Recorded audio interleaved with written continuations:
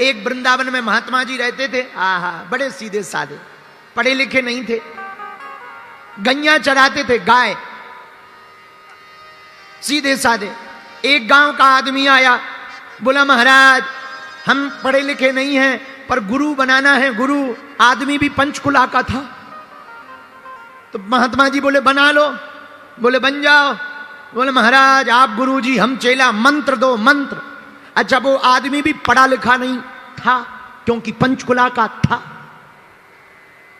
तो गुरु जी ने मंत्र, नहीं पंचकुला के तो पढ़े लिखे होते हैं, वो नहीं था क्योंकि वो 13 नंबर सेक्टर में रहता था। तो गुरुजी ने मंत्र दे दिया, तुम पढ़े लिखे नहीं हो, गोपाल कहा करो, गोपाल गोपाल गोपाल गोपाल गोपाल। उसने कहा बहुत बढ़िया। अब वो घर आया, गोपाल गोपाल गोपाल गोपाल गोपाल गोपाल। पत्नी बोली गोपाल गोपाल क्या चल रहा है, खाना खा लो, दिन भर हो गया है। अब वो भूल गया, जैसे ही खाना खा के फ्री हुआ वो भूल गया कि मंत्र क्या था। अब पूरी रात रोता रहा, पत्नी को पीटता रहा, तेरे चक्कर में, खाना के चक्कर में गुरुजी का मंत्र और भूल गए। अब पता नहीं गुरुजी कहां हो गए। तो दिमाग लगा था क्या था क्या था, गा से था, गा से। अब गोपाल तो भूल गया, गप्पू जी याद आ गए। अब लगा अरे अरे मिल गया मिल गया, गप्पू जी गप्पू जी गप्पू जी गप्पू जी गप्पू जी गप्पू जी गप्पू जी। अब लिए माला, गप्पू जी गप्पू। पत्नी बोली यही करते रहोगे, खा तो लो। चुप, गप्पू जी गप्पू जी, कल तूने बोला था गप्पू जी गप्पू जी गप्पू, कल हम भूल गए थे, गप्पू जी गप्पू जी गप्पू जी गप्पू जी। तो पत्नी बोली महाराज नाराज ना हो, कल भूल गए थे, ऐसे तो तुम भोजन नहीं करोगे, जिंदगी निकल जाएगी। एक काम करो, जब तक तुम भोजन करो तब तक हम जप रहे, हमें दे दो। चूंकि वो पत्नी भी पंचकुला की थी, उसका नाम मुन्नी बाई था। तो पंचकुला की माताएं तो बुद्धिमान होती ही है।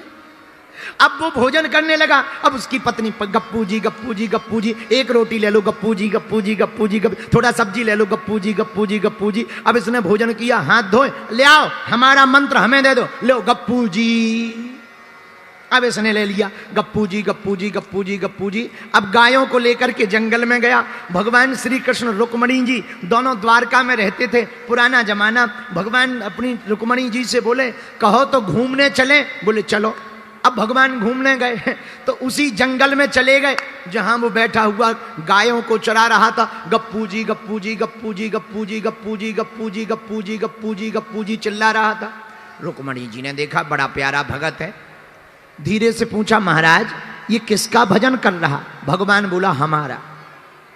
तो रुक्मणी जी बोली हमने आपके सहस्त्र नाम पढ़े, 1000 नाम पढ़े, 100 नाम पढ़े, पर कहीं गप्पू जी तो है ही नहीं है। गोपाल है, गोविंद है, माधव है, दामोदर है, कृष्ण है, नारायण है, चक्र सुदर्शन धारी है, बनवारी है, चितचोर हो, माखन चोर हो, छलिया हो, गिरधर हो, कृष्णा हो, कान्हा हो, नंदनंदन हो, यशोदानंदन हो, देवकी नंदन हो, पर ये गप्पू जी कब लग गया? भगवान बोले अगर तुम्हें हम पे भरोसा ना हो जाओ पूछ लो। अब वो गए, रुक्मणी जी दूसरा भेष बनाया और हाथ जोड़ करके बोले भैया ये तुम किसका नाम ले रहे हो? अब उसे लगा कि अगर इनको जवाब देंगे तो भूल जाएंगे, तो लगा गप्पू जी गप्पू जी गप्पू जी गप्पू जी गप्पू जी गप्पू जी गप्पू जी गप्पू जी। अरे बताओ तो भैया, हाथ मत हिलाओ, किसका नाम जप कर रहे हो? गप्पू जी गप्पू जी गप्पू जी गप्पू जी गप्पू जी गप्पू जी गप्पू जी गप्पू जी गप्पू गप्पू जी गप्पू जी गप्पू जी। अरे भैया हाथ मत हिलाओ, बताओ किसका नाम जप कर रहे? सोच चिल्ला के इसे लगा कि ये तो भुलवा देगी, कल घरवाली के चक्कर में भूल गए थे, आज बाहर वाली के चक्कर में भूल जाएंगे। सो दिमाग खराब होकर के फिर भी वो जपता रहा गप्पू जी गप्पू जी गप्पू जी। फिर पूछा रुक्मणी जी ने भैया किसका नाम जप कर रहे हो? तेरे खसम का। और इतना कहा सोई रुक्मणी जी भागी भागी गई भगवान के पास। भगवान बोले क्या हुआ? अरे बोले हम तो भेष बदल के गए, पहचान गया। हम तो भेष बदल के गए लेकिन पहचान गया। बोले क्या पहचान गया? अरे बोले हमने पूछा किसका नाम जप रहे, तो पहले तो मना कर दिया, बताया नहीं, जैसे पहुंचा हुआ महात्मा हो। बड़ी मुश्किल से जब बताया तो पता है क्या कह रहा था? बोले क्या? बोले तेरे खसम का। ओ रुक्मणी मैया बोली जय हो महाराज। पर भगवान के पांव पकड़ के बोली महाराज बुरा ना मानो तो एक बात पूछे। हाँ हाँ पूछो पूछो। आपके हमने इतने नाम सुने, दामोदर, गिरधारी, बनवारी, चितचोर, माखन चोर, छलिया, मोहन, कृष्णा, कान्हा, कनुआ, कलुआ, ये अनेक नाम सुने, ये गप्पू जी कब पड़ा? तो भगवान बोले क्या है, बचपन में हम जब छोटे थे तो यशोदा मैया की गोद में बैठे थे, वो मक्खन लेके आई, हमने एक लौंदा उठा के गप उड़ा लो, तब से हम गप्पू जी हो गए हैं। तो धीरे से रुक्मणी जी बोली, इतने बड़े बड़े नाम लेने वाले महात्मा हैं, नाम जब अहरनिश कर रहे हैं, लगातार भगवान का भजन कर रहे, उनको आपने दर्शन ना दे, पर इसको दर्शन देने आप द्वारका से चले आए। तो भगवान मुस्कुराकर कहते हैं, हम नाम जब से प्रसन्न नहीं होते हैं, कोई सच्ची श्रद्धा से एक बार पुकारे, हम उसी बात पर रीझ करके प्रसन्न हो जाते हैं।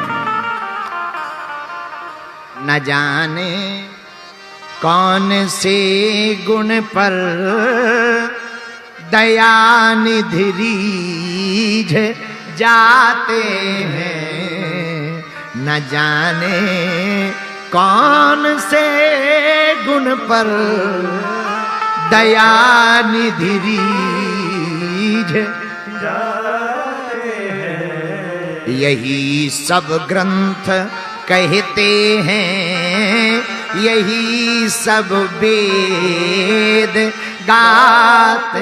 तुम चाहे उल्टा जपो या सीधा जपो, पंचकुला के पागलो, तुमने अगर प्रभु के नाम के जप का सुमरन भाव से करना प्रारंभ कर दिया तो परमात्मा भेष नहीं देखता, परमात्मा देश नहीं देखता, परमात्मा भाषा नहीं देखता, परमात्मा तो भाव देख करके प्रकट हो जाता है। बोलो सीताराम, जोर से बोलो। अगर भगवान भाषा देखकर कृपा करते होते तो क्या चाइना वालों पे करते, जो दिन रात चिंग चोंग चांग चोंग चमन चोंग करते रहते हैं, तो क्या चाइना वालों पे भगवान कृपा करते? अब भगवान मानो संस्कृत वालों पे कृपा करते हैं तो हिंदी वाले तो मर ही जाते हैं। जो तमिल बोलते, मलयालम बोलते, तेलुगु बोलते, उर्दू बोलते, फारसी बोलते, गुजराती बोलते, पंजाबी बोलते, हरियाणवी बोलते, और हरियाणवी तो और गजब की भाषा है। हमारे यहाँ का एक डॉक्टर आ गया तुम्हारे हरियाणा में पंचकुला में, और एक गांव की माताजी गई हरियाणवी में बोली, ए डॉक्टर साहब नू सुरसुरी हो गए। अब डॉक्टर पूरी पीएचडी खंगालता रहा, ये सुरसुरी कौन सी बीमारी है। आओ बाद में क्लिनिक ही बंद कर दो, तब हमें बाद में पता लगो कि वो हरियाणा में आओ। तो हमने कहा गलत जगह फंस गो भैया, दूसरे प्रदेश में चलो जा, जे हरियाणा वाले हैं इनको सुरसुरी बात बात पे उठ जाती है। तो अब बताओ, भगवान अगर भाषा देखते होते तो क्या हरियाणवियों पर कृपा करते, क्या पंजाबियों पर कृपा करते, मलयालम पर कृपा करते, तमिल पर? ना ना ना, भगवान भाषा नहीं देखते, भगवान भेष नहीं देखते, भगवान देश नहीं देखते, भगवान तो भाव देख करके प्रकट होते हैं। और ये बात हम नहीं कह रहे, आहा रामायण में गोस्वामी जी ने लिखी, जाकी रही भावना जैसी प्रभु रत दिन देखी सीताराम सीताराम कहिए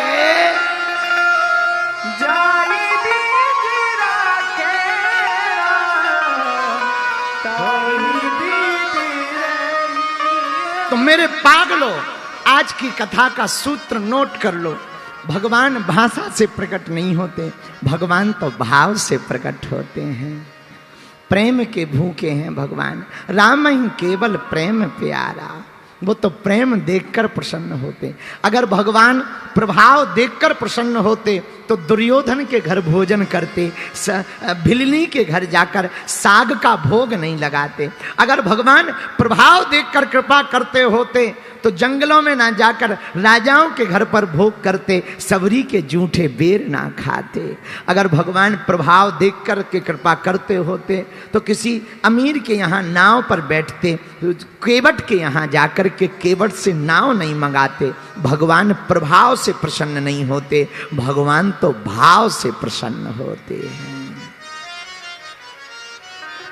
राम ही केवल प्रेम प्यारा, जिनका राम जी के चरणों में प्रेम होता है मेरे प्रिय पागलों, उन पर राम जी की कृपा होती है। बोलो सीताराम, जोर से बोलो और जोर से बोलो। अब दूसरा प्रश्न है कि भाव कैसे प्रकट हो। आहा, मेरे प्रिय श्रोताओं, भाव को प्रकट करना है तो उनकी मधुर मधुर कथाओं को सुनो। पर कथा सबको सुनने नहीं मिलती है। बिनु सत्संग विवेक न होई, राम कृपा बिनु सुलभ न होई। बिना सत्संग के विवेक जागृत नहीं होता, लेकिन राम जी की कृपा के बिना भैया आपको कुछ मिल भी नहीं सकता। जीवन कठिन लग रहा हो तो सरल हो जाएगा। हाँ, हनुमान जी की चर्चा। सुगम अनुग्रह तुम मेरे,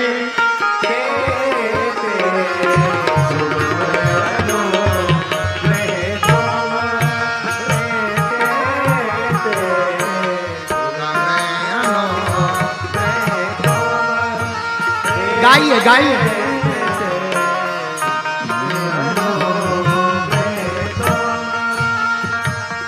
दुर्गम काज जगत के जेते,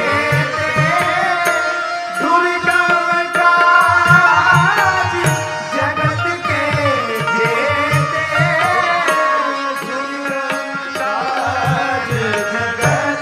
गाओ गाओ।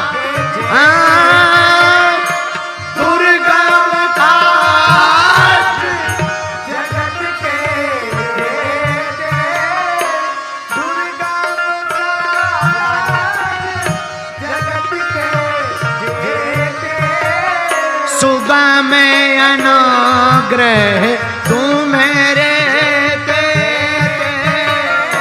सुगम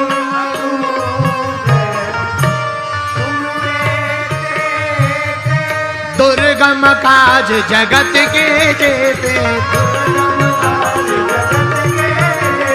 सुगम अनुग्रह तुम्हारे तेते, सुगम अनुग्रह तुम्हारे तेते, सुगम अनुग्रह तुम्हारे तेते, सुगम अनुग्रह तुम्हारे तेते। सीताराम सीताराम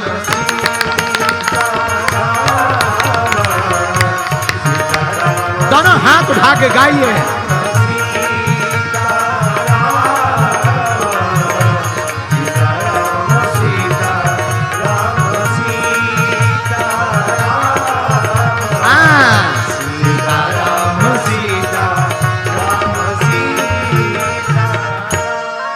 हनुमान जी महाराज का काम है दुर्गम काज को सरल करना। दुर्गम काज जगत के जेते, सुगम अनुग्रह तुमरे तेते। हनुमान जी के बहुत काम है, उनमें एक ये भी काम है। क्या काम है? कोई काम कठिन हो ये सरल कर देते हैं। अच्छा, कठिन क्या था? लंका जाना, इन्होंने सरल कर दिया। कठिन क्या था? जानकी का पता लगाना, इन्होंने सरल कर दिया। कठिन क्या था? रावण का मान मर्दन करना, हनुमान जी ने सरल कर दिया। मेरे पागलों, हनुमान जी की भक्ति के लिए हम पंचकुला वालों को क्यों बोल रहे पता है तुम्हें? आहा हा भैया, जो भाग्य में होगा वो तो मिलेगा, पर तुम हनुमान जी की भक्ति करोगे तो जो भाग्य में नहीं भी होगा वो हनुमान जी की कृपा से मिल जाएगा। अब आप कहोगे गुरुजी ये अप्रमाणित बात है। ना ना ना, प्रमाणित है। हनुमान जी